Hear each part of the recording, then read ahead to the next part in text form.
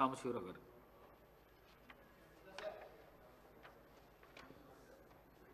Thank you sir. మన రాష్ట్రంలో సింగరేణి ప్రధానమైనటువంటి సంస్థ. బహుశా రాష్ట్రంలో అత్యంత పెద్ద పబ్లిక్ ఎంటర్ప్రైజెస్ అది.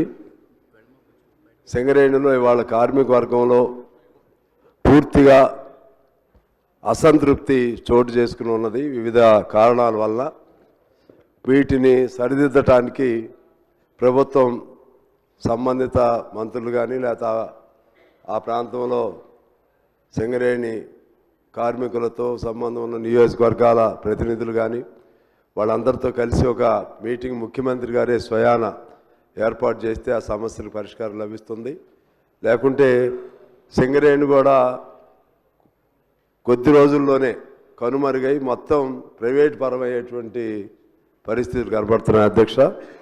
దానికి సంబంధించి కొన్ని అంశాలు సమయం తీసుకోకుండా నేను పాయింట్ వైజ్గా చదివి త్వరగా ముగిస్తాను అధ్యక్ష.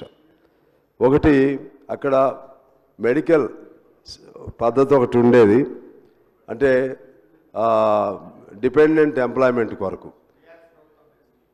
కోర్స్ అది అంతకుముందు ఉన్న ప్రభుత్వం చంద్రబాబు గారు తీశారు, వాస్తవమే. మళ్ళా కేసీఆర్ గారు ప్రవేశపెట్టారు. అది ఇప్పుడు సరైన పద్ధతుల్లో అమలు చేయట్లేదు అధ్యక్ష. సరైన పద్ధతులు దాన్ని చేయకపోవటం వలన కార్మిక వర్గంలో చాలా అసంతృప్తి ఉంది. అదేవిధంగా ఇప్పుడు వయసు 35 నుంచి 40 సంవత్సరాలు పెంచారు కారుణ్య నియామకాలు. దాన్ని వివిధ కారణాలతో ఎలో చేయట్లేదు. మెడికల్ బోర్డు కూడా పేరుకి నేమ్ సేక్ జరుపుతున్నారు తప్పితే కార్మికుల పిల్లలకి అవకాశం కల్పించట్లేదు. సొంత ఇంటి పథకం లేదు అక్కడ. దానికోసం చిన్న చిన్న పరిశ్రమలే సొంత ఇళ్ళు కట్టిస్తున్నారు.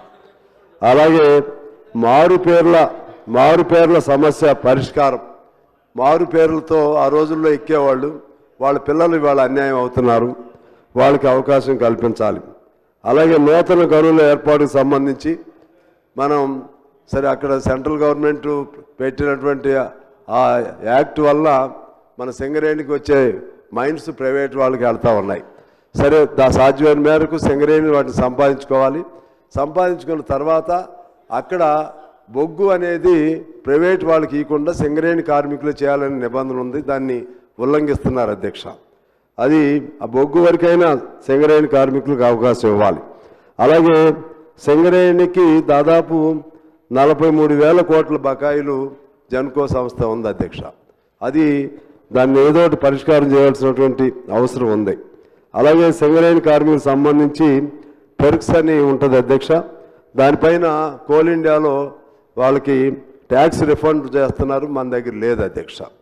అలాగే సింగరేణిలో రాజకీయ జోక్యం తరచు ఎక్కువ అవుతుందనే ఒక విమర్శ కార్మికుల నుంచి వస్తుంది. ఈ అన్ని అంశాలపైన నేను మీకు నోట్ కూడా వివరంగా ఇస్తాను. దానిపైన ప్రభుత్వం సీరియస్గా ఆలోచన చేసి ఆ సమస్యలను పరిష్కరిస్తే మనకున్నటువంటి ఏకైక అతిపెద్ద ప్రభుత్వ రంగ సంస్థ అది. దాన్ని కాపాడుకోవచ్చని తెలియజేస్తూ మీకు ధన్యవాదాలతో సెలవు అధ్యక్ష. శ్రీ కౌశిక్ రెడ్డి గారు. నోట్ చేసుకోవడం జరిగింది అధ్యక్ష, సభ్యులు చెప్పినటువంటి అంశం.